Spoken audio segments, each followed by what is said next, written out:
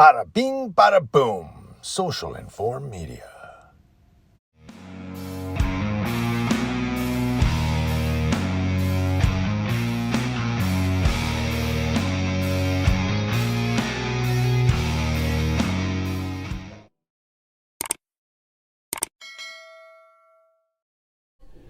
This story comes to us from CBSNews.com. The outrage continues to grow among Antioch residents over a racist text message scandal that dozens of police officers are under the microscope for. The texts haven't officially been released yet, but copies were leaked, and the text messages were also the focus of a fiery Antioch City Council meeting.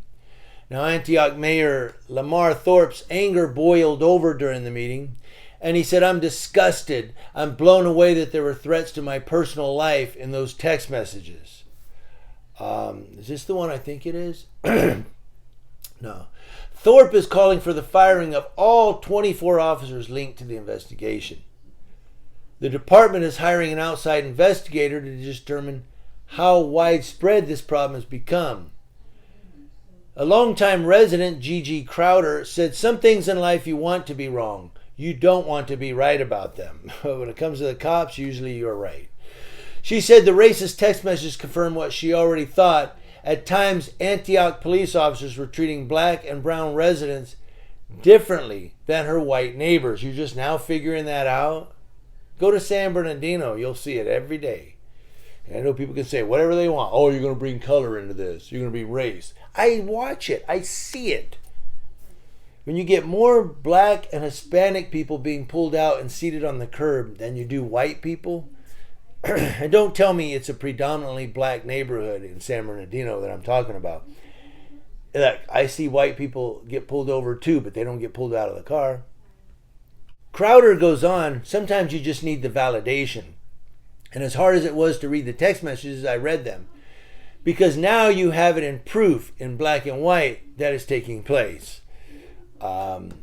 The racist text messages came to light as part of an FBI investigation into Antioch and Pittsburgh police departments, alleging officers were distributing cocaine and steroids, accepting bribes, intentionally using excessive force, and violating people's civil rights. Investigators say some of the officers were part of a text messaging group on their personal phones for years. In the group, they would congratulate each other for hurting people during arrests and using the N word repeatedly to talk about city residents. Now, Crowder, during the public comment portion of the Antioch City Council meeting, said, "I know how racism impacts an individual's life." And she talks about how her twin boys, came into racism with some of their white friends listening to music. And she talks a little bit about that.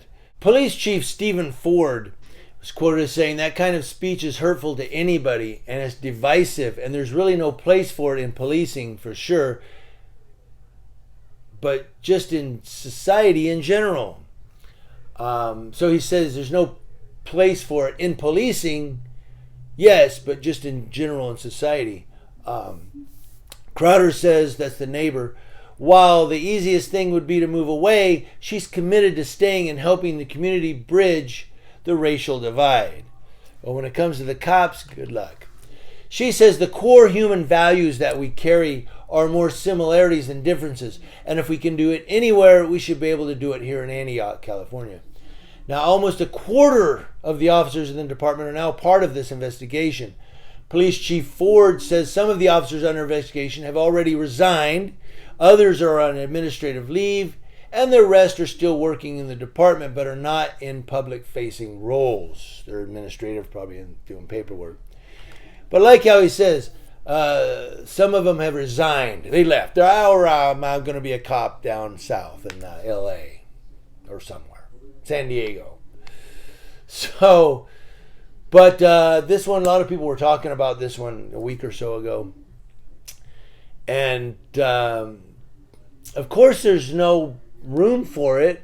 But it comes back when it says this text messaging group, they were texting on their personal phones. It goes back to can you use social media or text with your friends in your personal off-duty time if you're a cop?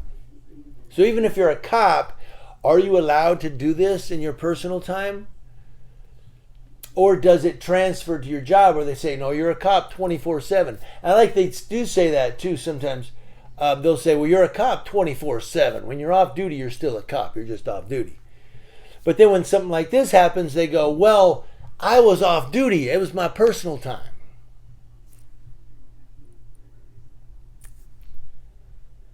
I know that was kind of confusing. I'm just trying to put my thoughts together. But the basic gist of that question there is, can the police text anything they want in their personal time on their personal phones? Do they have that First Amendment right?